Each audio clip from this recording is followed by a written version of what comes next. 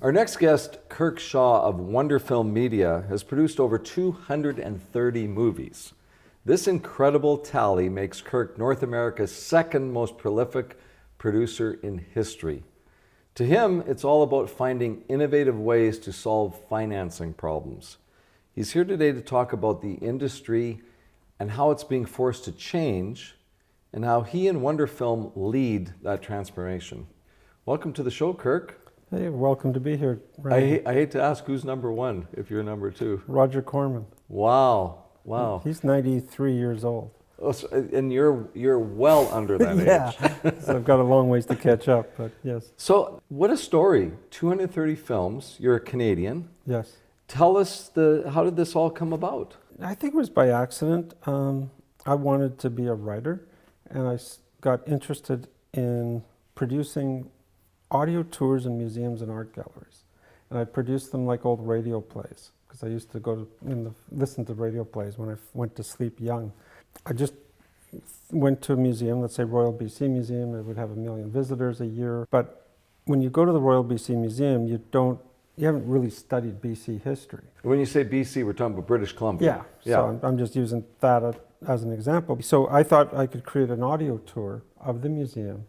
And at the time, we were doing them with Sony Walkmans, if you remember what a Sony Walkman is. Absolutely. So we had a yellow one. Yeah. So we had to figure out how to charge the batteries, how to rewind them. And I actually went to the museum and said, I'll provide the staff to rent, and I'll produce the audio tour for free. I'll provide the staff at the museum to rent them, and we'll just revenue share. And if you have 1 million people visiting the museum, and I can get 10% or 100,000 to pay $3, then I thought we had a business. Wow, what year was that? That would have been in the year 2000. Wow. And so I did 19 of those type of tours. Also the Royal Tyrrell Museum in Alberta. We did something for the Smithsonian Museum.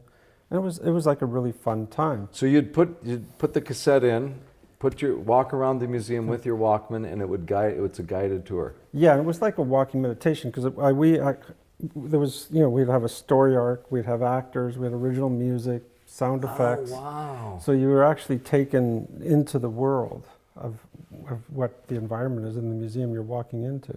So what were you doing before that? Like, so nothing to do with the film or industry? No, I initially wanted to be a writer. I pursued writing and have a diploma in journalism, but I ended up always in the business side of the newspaper industry. And I was one of the group that started the Edmonton Sun newspaper in Edmonton. I was like employee number 4. I always remember getting my paycheck and being proud to be employee number 4. So you were basically a journalist who got into the business side, yeah. And then you created which is, like you said, it's like a radio play, really. Yeah, it was an old radio play. There used to be, we used to have Jack Cullen and the Owl Prowl on CKNW. And it was 11:15 every night, and that's what I would go to sleep listening to. The Wow. Shadow. Very Yes. cool. So you're a Vancouver boy. So you start producing, and I take it that was very successful. Yeah, it was. And then one day the Vancouver Museum called me, and they said, does Insight do video? And I was on the phone, and I thought for a second, and I just said yes. It was just yes. Yeah. And I'll come in next like week. any good entrepreneur. Yeah. Right. And so do you guys do that? Yeah, I think we do actually. Yeah, I could see you doing that for sure. So I said I'd come in the next week, and I went trying to find. I was already writing scripts, working with actors, doing all music. for audio only. All for audio only. So Wow. I just thought it wasn't that much more difficult to add video. And we're talking. So we're sitting here today in 2018. Yes. And you're saying this all started only like 2000, like you've done all these movies, and that's all been since 2000. Yeah. Wow. So tell us about the first movie. The first movie is quite funny because it took me, when I said yes to the Maritime Museum, then I started to do documentaries and a show called Driver's Seat, magazine shows, and I'd walk around Vancouver and you'd see all these big trucks, and I just wondered how to get in there. And then, And when you're talking about the movie industry, Yeah, the already movie was it industry. already was Hollywood North by then? yeah, right? it was already Hollywood North, but I'm still walking around the streets thinking it can't be that hard to figure out how to make a movie. And I was doing documentary and magazine shows. And then a friend of mine in Los Angeles asked me to invest with him to buy the assets of a computer game company that was a video computer game company that went under. Okay. And so I got a few friends with him, and we bought these assets. And so my first movie was taking one of those games, which was called Maximum Surge, and using half of the footage that they already shot For the video game. for the video game, and we wrote a script and backed into the footage. And then we only had to shoot half a movie. Wow. And we also shot it on Betacam, Yeah. which was, no one was shooting movies at Betacam at the time, just for cost effectiveness, and that was my first movie. And And what happened?